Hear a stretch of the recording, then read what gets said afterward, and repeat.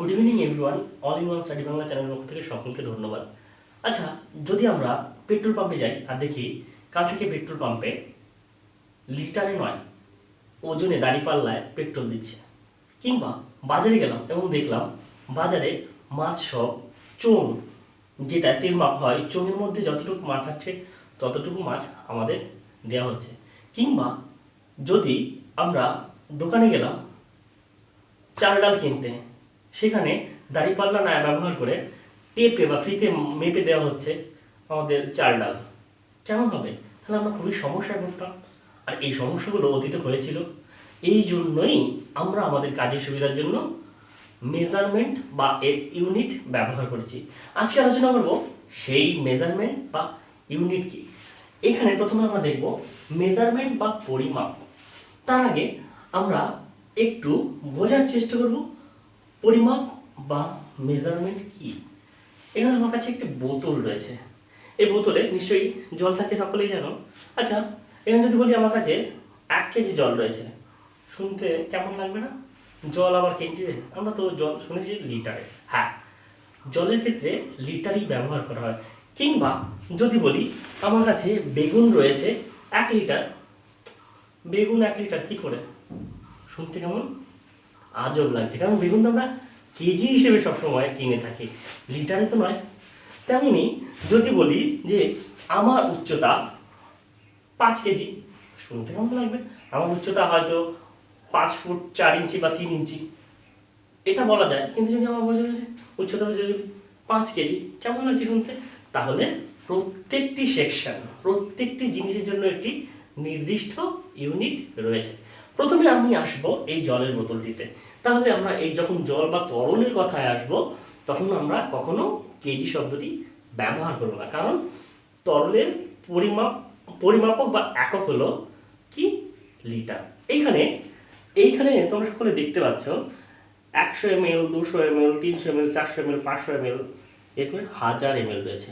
তাহলে 1000 ml মিলে হয় 1 লিটার। এখানে আমি দেখতে পাচ্ছি আমার এখানে সকালে দেখো 800 ml জল রয়েছে। আমি এখন এখান থেকে জল খেয়ে নিলাম, সরি, কিছুটা জল পান করে নিলাম। এখন আর 800 ml জল নেই, সেটা হয়ে গেছে 750 ml এর কাছাকাছি। তাহলে আমার কাছে যে জলটা ছিল বা তরলটা ছিল সেটা কিছুটা কমে গেছে। তাহলে এই কমে যাওয়াটাই আমাদের অঙ্কের চ্যাপ্টারে বিভিন্নভাবে এসেছে। তাহলে আমরা বুঝতে পারলাম যে তরল সবসময় লিটারে ব্যবহার করা হয়। এইবার যখন আমরা এই বেগুন নিয়ে আসলাম বাজার থেকে, তখন আমরা লিটার ব্যবহার করব না। এই 3টে বেগুন যদি 1 কিলোগ্রাম ওজন হয়, তাহলে একটির ওজন কত সেটা আমরা ক্যালকুলেট করতে পারবো 3 দিয়ে ভাগ করে। তেমনি বেগুনের ক্ষেত্রে ওজন বা চাল ডাল যাই কিনা আমরা পরিমাপ ওজনে করি, কিলোগ্রামে করি, গ্রামে করি। এখন যদি বলা হয় এই বোতলটির উচ্চতা কত, আমরা কি বলবো যে এই বোতলটির উচ্চতা 10 গ্রাম? না, কারণ যখনই উচ্চতার বিষয়টি আসবে তখন সেটি মিটার, সেন্টিমিটার, ইঞ্চতে আসবে। তাই আমাদের কাছে রয়েছে টেপ। তাহলে এই টেপটা আমরা কেন ব্যবহার করি? উচ্চতা, দৈর্ঘ্য, প্রস্থ এর বার করার জন্য। যেমন এই বোতলটির কতটুকু উচ্চতা সেটা আমরা মেপে দেখব। এই বোতলটি 10 ইঞ্চির কাছাকাছি রয়েছে, সকলে দেখতে পাচ্ছ। তাহলে এই আমরা যখন ক্লাসে পড়ি মেজারমেন্ট চ্যাপ্টারটি, অনেকেই বুঝতে পারি না মেজারমেন্ট কি। মেজারমেন্ট হলো কোন জিনিসকে আমরা কিসের সাহায্যে মাপবো, তাকে বলা হয় মেজারমেন্ট। আর এই মেজারমেন্টের কতগুলো ইউনিট রয়েছে। ইউনিট মানে একক। যেমন আমি একটু আগে বোঝালাম, যদি জল হয়, মনে করো এটি পাত্র, এখানে জল রয়েছে, তাহলে এটিকে মাপা হবে কি দিয়ে? এই জলকে মাপা হবে লিটারে। তোমরা সকলে দেখেছো এই লিটারের চোঙগুলো ঠিক এই রকম হয়ে থাকে, যদিও এখন এগুলোর প্রচলন কমে যাচ্ছে। আর এটা হয়তো 1 লিটারের একটি চং। তাহলে যখন এই জলের বিষয়গুলো আসলো বা তরলের বিষয়গুলো আসলো তখন তাকে মাপা হয় লিটারের সাহায্যে, আমরা বুঝলাম। এরপর যদি মনে করি আমাদের এখানে একটা বস্তা রয়েছে, আর এই বস্তার মধ্যে রয়েছে চাল,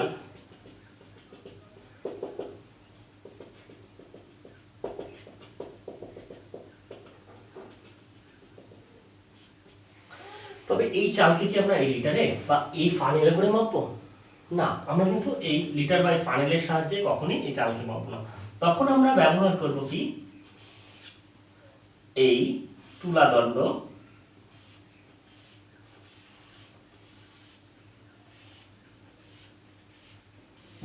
বা আমরা সাধারণত বলে থাকি দাড়ি পাল্লা। তখন আমরা এইখানে এগুলো ব্যবহার করবো, আর এগুলো ব্যবহার করার জন্য রয়েছে কতগুলো বাটখারা।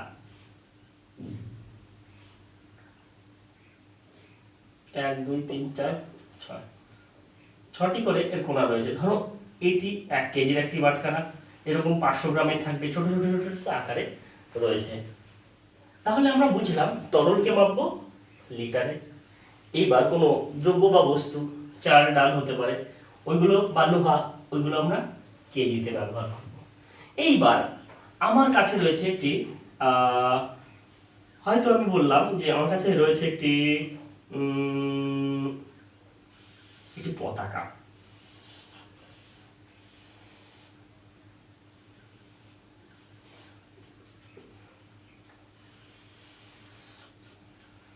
এইবার কারো জানতে ইচ্ছে হলো যে পতাকাটি যেখানে লাগানো আছে বা যে দণ্ডটির সাথে লাগানো আছে সেই দণ্ডটির উচ্চতা কত।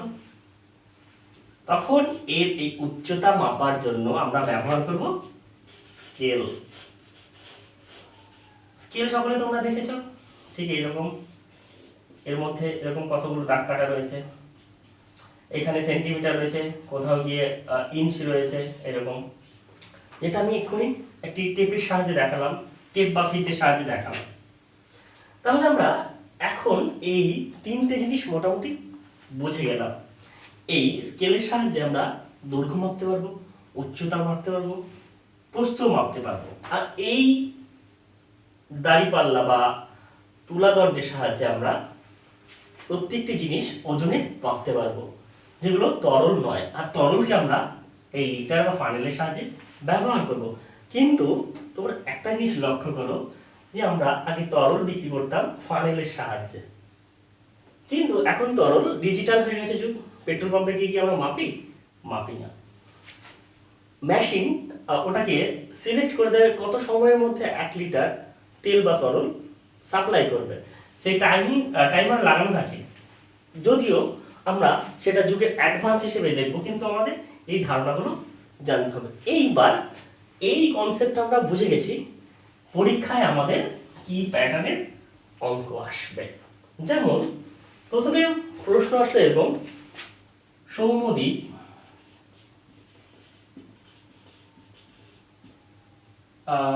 1 লিটার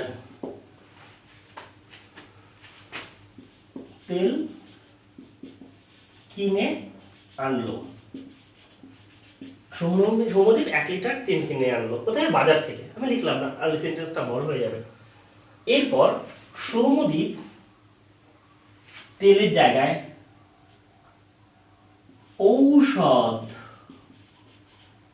ঔষধটাকে আমি কিভাবে লিখি?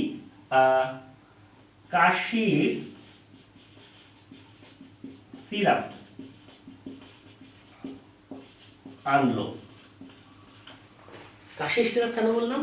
আচ্ছা, সৌম্যদীপ যে 1 লিটারের তেল কিনেছিল বা তেলের একটা কৌটো বা একটা বোতল নিয়ে এনেছিল, হতে পারে এটা একটা বোতল, 1 লিটারের একটা বোতল, কিংবা একটা প্যাকেট হতে পারে, প্লাস্টিক প্যাকেট 1 লিটারের। কিন্তু যখন সে সৌম্যদীপ কাশির সিরাপ আনলো, তখন সেটা কিন্তু কোয়ান্টিটিতে কম, কারণ এখানে 1 লিটার হবে না, হয়তো 100 ml হয়ে যাবে। ভালো করে লক্ষ্য করো, সৌম্যদীপ 1 লিটার যখন তেল কিনে আনলো তখন আমরা বুঝতে পারলাম যে যখন সে বোতলে করে তেল এনেছে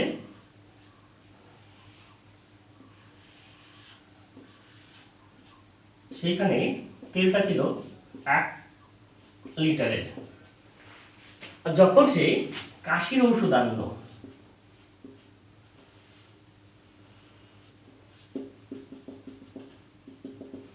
তখন সেটা হয়ে গেল 100 ml। এই লিটার মিলিলিটার এগুলো হলো তরলের এককের পার্থক্য। এই পার্থক্যগুলো এইখানে দেওয়া রয়েছে, কিলো, হেক্টো, ডেকা, একক, ডেসি, সেন্টি, মিলি।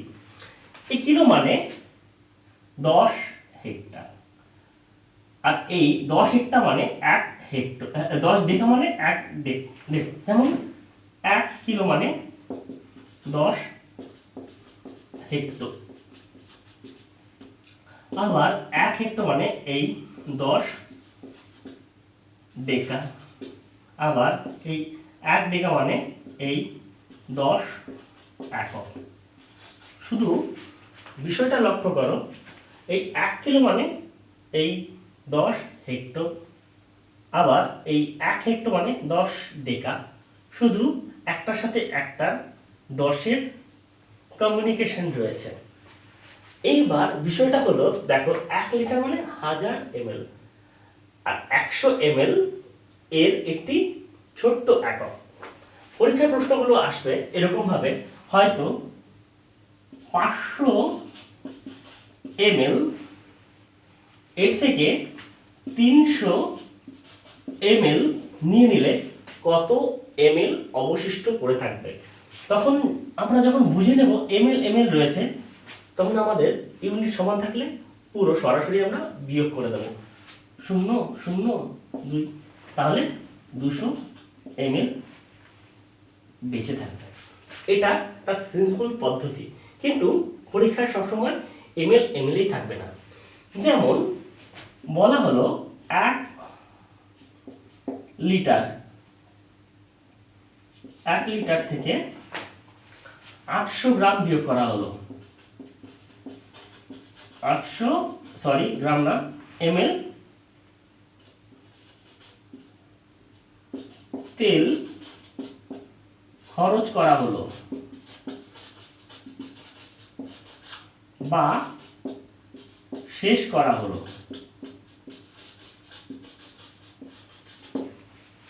এখন আমাদের প্রশ্ন 1 নাম্বার এসে গেছে। যারা ইংলিশ মিডিয়ামে আইসিএসসি সিবিএসসি তে পড়ো, হয়তো প্রশ্নটা ইংরেজিতে লেখা থাকবে, কিন্তু বিষয়বস্তু এক। এবার এই অঙ্কটা আমরা কি করে করব? অঙ্কটা করার জন্য আমরা বুঝে নিয়েছি 1 লিটার মানে 1000 ml, 1 লিটার মানে 1000 ml। এর থেকে 800 ml কি করা হয়েছে? খরচ করা হয়ে গেছে। তাহলে এই 800 ml এর নিচে ml করে দিলাম। এটা কি করলাম? এটাকে শুধু লিটার থেকে মিলিলিটারে পরিবর্তন করে দিলাম, কারণ আমাদের কাছে এখানে মিলিলিটার আছে। মিলিলিটারকে আবার লিটারে করতে গেলে ঝামেলা হবে, পয়েন্টে আসতে হবে, তাই জন্য লিটারকে মিলিলিটার করে দিলাম। এইবার আমরা দেখব কি আসে। 0 0 0 0 10 থেকে 8, তাহলে কতটুকু তেল অবশিষ্ট রয়েছে? 200 ml। আশা করি সকলে এই তরলের বিষয়টি বুঝে গেছো। এখন আমি বোঝাতে চাইছি এই কঠিন বা চাল ডাল যাই আমরা কিনি না কেন, যেগুলো তরল নয়, যাকে আমরা ওজনের সাহায্যে, ভার বা ওজনের সাহায্যে পরিমাপ করব।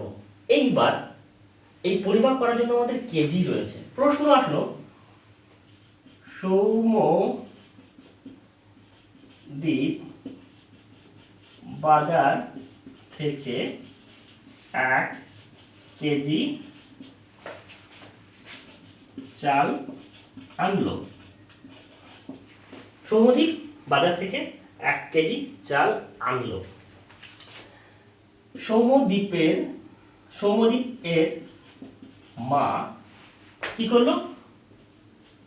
500 গ্রাম, এটাকে ইংরেজিতে লিখে দিই, রান্না করে ফেললো। এখন কতটুকু চাল অবশিষ্ট থাকবে? পরীক্ষায় ঠিক এইরকমই থাকবে। যদি গ্রামের সাথে গ্রাম থাকে তাহলে কেজিকে গ্রামে করা বা গ্রামকে কেজিতে করার কোনো ব্যাপার নেই, আমরা আগে দেখলাম। কিন্তু প্রশ্নগুলো এইভাবেই হয়। যখন বুঝলাম যে সৌম্যদীপ বাজার থেকে 1 কেজি কি আনলেন, চাল আনলো, 1 কেজি, তাহলে আমরা জানি 1 কেজি সমান সমান 1000 গ্রাম। ওইখান থেকে দেখে নেব।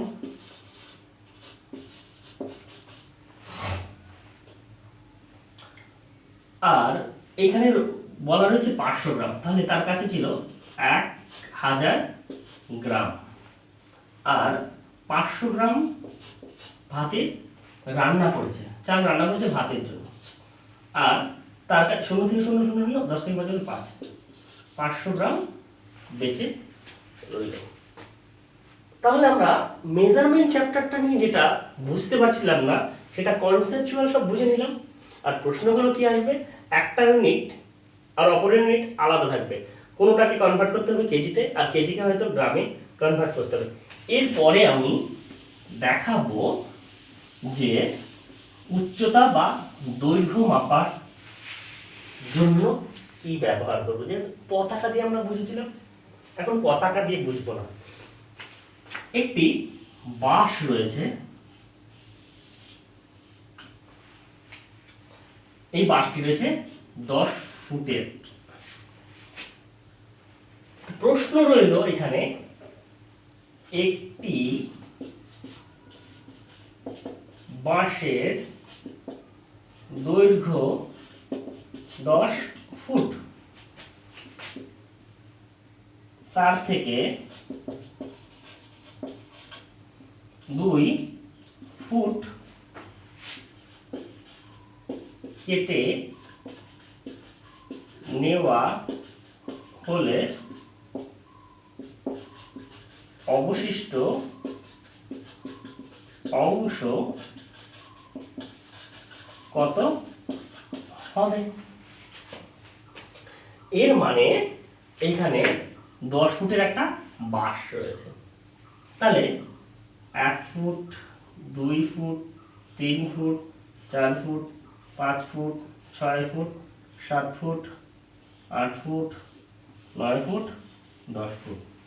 তার মানে এখানে আমি 1 2 3 4 5 6 7 8 9 10 বাঁশে যেরকম গিট রয়েছে সেরকম আমি ভাবলাম যে প্রত্যেকটা গিট এক এক ফুট ভেবে নিলাম, মনে করলাম সাপোজ অঙ্ক বলেছে 10 ফুট থেকে 2 ফুট কেটে নেওয়া হলো, তাহলে অঙ্ক হিসেবে আমরা পেয়ে গেলাম 8 ফুট এখনো অবশিষ্ট রয়েছে।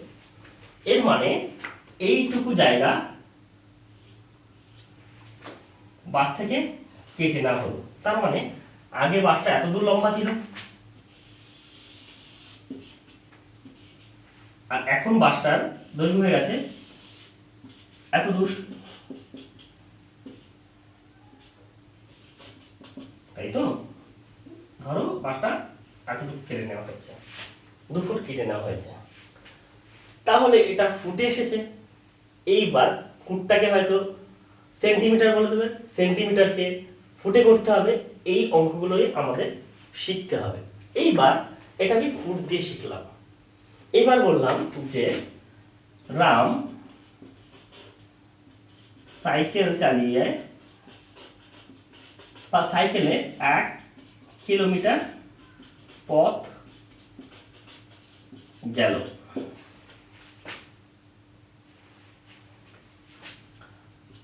আবার পরে 500 মিটার পথ গেল। এখন প্রশ্ন হলো সে সব সমেত কত পথ গেল?